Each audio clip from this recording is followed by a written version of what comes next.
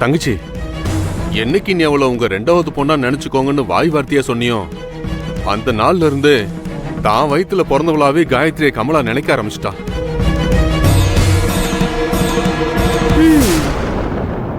காயத்ரி இன்னைக்கு பெயில்ல வெளியில வரணும்னு காலையில இருந்து கடுமையான வேண்டுதல் செய்ய போய் இந்த மாதிரி மயங்கி விழுந்துட்டா.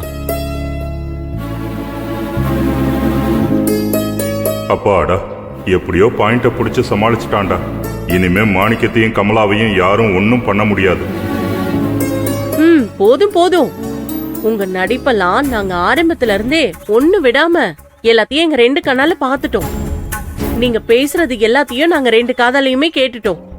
இனிமேலும் காயத்ரியும் உங்க சொந்த பொண்ணா நினைச்சிட்டோம், வாடகை பொண்ணா நினைச்சிட்டோன்ற கதையெல்லாம் இனிமே எங்க கிட்ட விடாதீங்க. அதெல்லாம் எதுவுமே செல்லுபடி ஆகாது. அப்பப்பப்பா, ரெண்டு பேரும் சேர்ந்து நல்ல டிராமா போடுறீங்க. இதெல்லாம் நம்புறதுக்கு அண்ணி ஒண்ணும் தெரியாதவங்க இல்ல.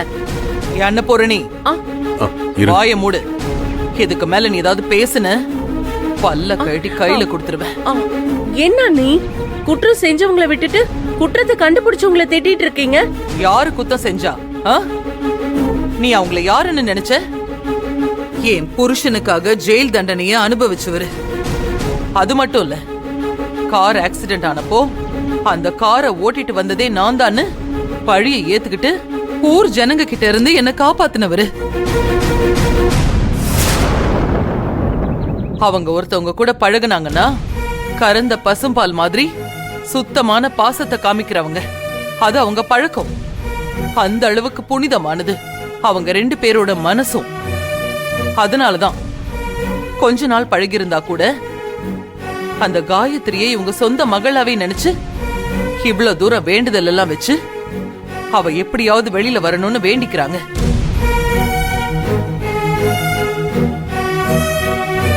சொல்ல போனா இந்த வேண்டுதலை எல்லாம் நான் பண்ணணும். ஏன்னா காயத்ரி அவ்வளவு தூரம் நம்ம குடும்பத்துக்காக சொல்ல முடியாத தியாகங்களை பண்ணிருக்கா. அதனால அவளுக்காக வேண்டிக்கிறவங்கள தப்பா நினைச்சு சந்தேகப்படாத. இனிமே தப்பா ஒரு வார்த்தை கூட நீ பேசக்கூடாது. அவ்வளவுதான் சொல்லிட்டேன். சரியா? நீ முதல்ல கிளம்பி கோர்ட்டுக்கு போ, டைம் ஆயிடுச்சு. இத பார், நீ என்ன பண்ணுவியோ ஏது பண்ணுவியோ எனக்கு தெரியாது. நீ திரும்பி வரும்போது காயத்ரியோட தான் வரணும். கமலா வேற முடியாம இருக்கா. நாங்க இவங்களை கூட்டிட்டு ஹாஸ்பிட்டலுக்கு போறோம். ஐயோ, அதெல்லாம் வேண்டாம் அண்ணி, நான் நல்லா தான் இருக்கேன். நீங்க கிளம்பி கோர்ட்டுக்கு போங்க, நாங்க வீட்டுக்கு போயிடுறோம்.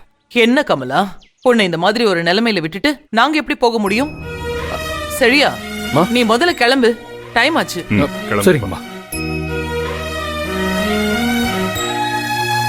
சரியாயிடும் கமலா, ஒண்ணும் இல்ல.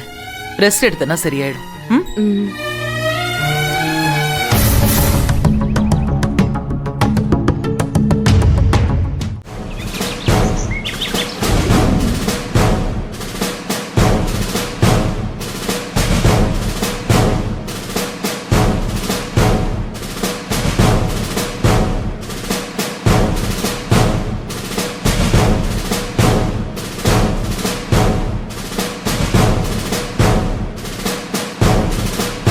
Case number 27548/2025. Accused name Gayatri. Gayatri, Gayatri, Gayatri.